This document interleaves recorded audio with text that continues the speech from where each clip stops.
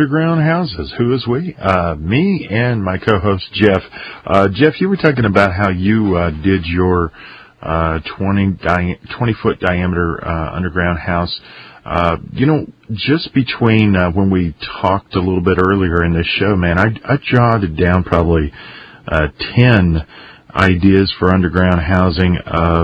One I did a show on about, I guess 6 months ago, or at least I mentioned it, and Aho Warrior just reminded me of it, and that is to take a steel shipping container, those that they often put, they take off the freighters and they put on the railroad cars.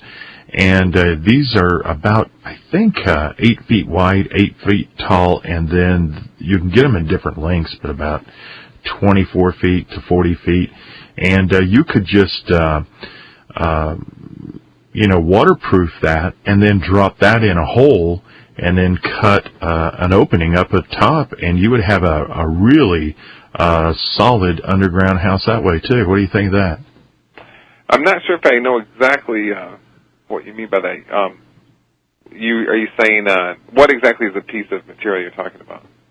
Oh, it's a steel box. It's a shipping container. Oh, so, okay. Now I know what you mean. Sorry. All of Walmart's stuff comes from China, and they shove it in this box and put it on a ship. And these are just, gosh, they're made by the millions, and you can usually pick them up for. They used to be a couple thousand. I think they're around $700 to $1,000 now. Can you? How much dirt will they sustain stacked on top of them if you want to make it into an underground home? Yeah, like about with a a million roof pounds. cave and all, or no, 1 million pounds. These wow. These things are they stack like 20 to 40 of these high. Mm-hmm. But their real strength is in the corners.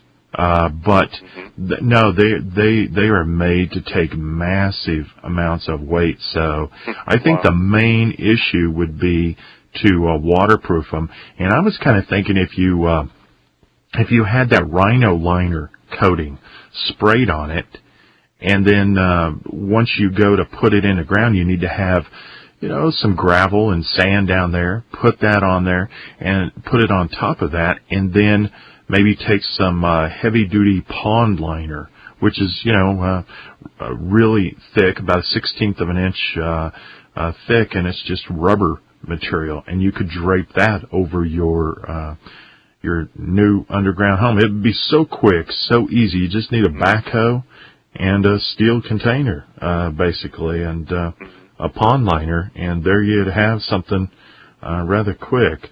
Of course, if you're trying to build something like that after the collapse, where do you get the diesel to run your backhoe? How do you get the diesel? You can't rent it anymore. So that's why people need to be people need to be thinking about doing this now. Well, you could dig a big enough hole in a week or two if you had it, especially if you had friends helping. So but you are limited. Yeah, you are limited in what part of the country. Like here, we hit sandstone about 12 inches down. Mm-hmm. Wow. And up in Montana, when we were up on the mountain there, the topsoil is about 16 inches, and then you were just into solid rock usually. It was really rough. So I think if you're going to hand dig, it really would depend on where you're at. You must have been in a real... Sorry about that. I think the answer would be you find a hill, and as much of a vertical hill as you can, and then build it. Make sure there's not an area where water can pile up at the bottom of a hill, and just scrape topsoil from everywhere you can, and just make a big hump where you've got it's contiguous with the ground, and so you've got a big dirt hump there. If you can't go down, then make the earth go up over you. If you're contiguous with the earth, that thing will stay the temperature of the earth. If you've got enough, say you've got 12 or more inches of dirt piled on it, it'll stay nice and warm in the winter and nice and cool in the summer. Yeah. Another idea that I've already done this one. I used it as a cold cellar up in Montana, but I got an old filling station, gas station tank, and this thing was about 20 feet long, and it was about 5 feet in diameter, maybe a little more. And gosh, I got the thing for like $30, and we put it on a friend's trailer and strapped it down and hauled it up there and dug a hole. That took forever by hand. And I was lucky. I doused where I wasn't going to run into rock. And then we just rolled this thing in there. Once we rolled it in, we then cut out the door, rather than the door first and then having to roll it. And once you roll it, if the door's going horizontally, you'd really be screwed. So we waited until it was in there. And then once we covered it with, we painted it on the inside and outside. And then we covered it with plastic and the earth, and that thing stayed during, except the worst parts of the winter. We were probably 50 degrees, pretty steady in there, so we were able to store quite a bit of food most of the year in there. Worked really well. Yeah, my home that I built, there's a door in the roof in the on one side. And I remember when I was really getting the feel for what this thing was really like after I built it, I was up there in the winter. This was 13 months ago, 14 months ago, and I was in there, and it was about -5 outside, and I was inside working. I had the door wide open. It was snowing like mad out there, and it was so warm inside. I just forgot that. It was so cold outside. I was in there working, and I took my coat off because it was so warm. And then I went back outside and I said, "It is freezing." It just shocked me, the temperature change. And I just found out how stunning it was, how warm that thing would stay. I mean, it was -5 out there, and I've got the door open in the ceiling. You think? I mean, the logic would tell you all the heat's going to escape, but that's not anything. I don't know what the physics is behind it, but that thing just stayed warm, and it was that just really hit me as a revelation of how, I mean, we're all paying for all this air conditioning and heating and cooling, and we're paying for all this stuff, plumbing for our toilets and everything. All of it's unneeded. All of it's a waste. All of it's basically just theft and robbery because we don't know what we're doing as a nation, how to build homes and so forth.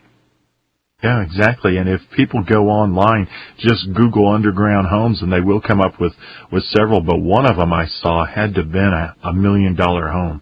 Absolutely gorgeous, beautiful. And what's really cool is, then the landscape above just looks completely natural.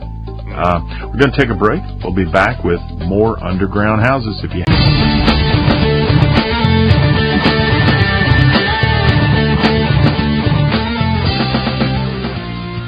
That might be my favorite bumper of all of them. I've got like 20 of them, folks, throughout the 2 hours, coming and going every time. They're different. We're talking about underground houses, and I'm getting some good ideas here. I've got another one that's reminding us that there are missile silos for sale. Have you come across that, Jeff, where they have these old missile silos? A lot of them are in Kansas, and they're up for sale. Yeah, I've seen, actual train cars, not just the cargo containers that you were discussing, old military. It's endless. You can go find an old scrap house somewhere and just pull all kinds of cinder blocks off that thing for free, all kinds of good old boards and stuff, and build something. I mean, you don't need to spend, when that guy wrote that book, $50 and up underground house book, he could have said free underground house book. I mean, because it doesn't cost too much. Yeah. I remember reading that up in Montana at the library, just sitting there and going through it. And it was right when we were building our straw bale house, and I thought it was really innovative. I was concerned about the water issue, but that's true with straw bale. It's true with anything. I had a neighbor who became my best friend up there in Montana, and